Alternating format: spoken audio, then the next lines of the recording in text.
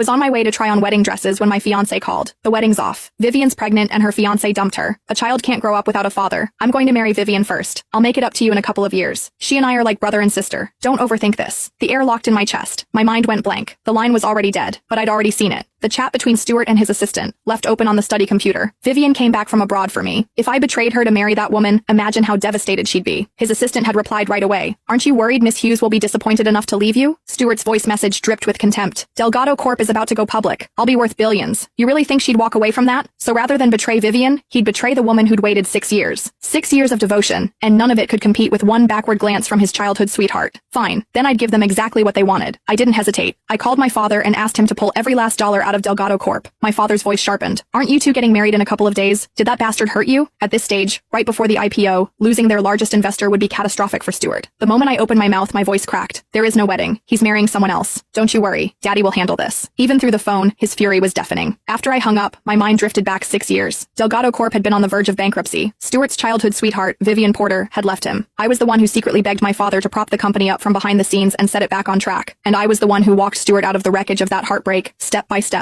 6 years together. Then on my birthday, he got down on one knee and promised to make me the happiest woman alive. Then Vivian came back, and everything changed. My phone shattered the silence of the study. Leonora Hughes, get here now. Stuart's in a fight. In the background, I could hear Stuart roaring. Apologize to my fiancé or I'll make sure you regret it. The word hit like a fist to the sternum. He'd just told me the wedding was postponed, and already he was calling someone else his fiancé. I rushed to the club and found Stuart cradling a delicate, sobbing woman in his arms. One of Stuart's friends pulled me aside, his face tight with worry. Some guy said Vivian was dressed like a hooker. Stuart heard and lost it. He's wasted. You need to talk him down. A client had once harassed me, told me to sleep with him to close the deal. Stuart hadn't been angry. He'd blamed me for being difficult, said I'd cost him business. Now here he was, so drunk he could barely stand, yet raging like a wild animal because someone had said one unkind word about Vivian Porter. Mid-argument, one of the men swung a bottle at Stuart's head. My body moved before my brain caught up. I threw myself in front of him. Crack! The bottle shattered against my forehead. A dull, spreading pain. Something warm and wet crept down from my hairline. You crazy bitch! You jumped in front of me! I didn't touch you! The man's face went white. He dropped the bottle and bolted. Glass crunched under his shoes as he fled. Blood ran down my cheeks, warm and sticky. The concern I'd been praying for never came. Instead, Stuart's voice exploded in my ear. What the hell is wrong with you, Leonora? Didn't you see what they were doing to Vivian? You just let the guy walk out? Was that on purpose? Every word froze the blood in my veins. Some pathetic part of me had wanted to see if he would lose his mind for me the way he did for Vivian. But there was no tenderness in his eyes. No protectiveness. Only rage. Why was I so desperate? Stuart had already decided I was there to cause trouble. What are you even doing here? Came to laugh at Vivian. Pack up that pitiful pride of yours. Let me make this clear. As long as I'm around, nobody touches her. Tears of humiliation burned behind my eyes. I wasn't. Vivian cut me off with a sob. Stuart, this is all my fault for coming to you for help. Leonora has every right to hate me. I should just go. You two can have your wedding. Stuart melted instantly. He wiped her tears with a gentleness I hadn't seen in years. Don't you dare. She's the petty one, not you. You've done nothing wrong.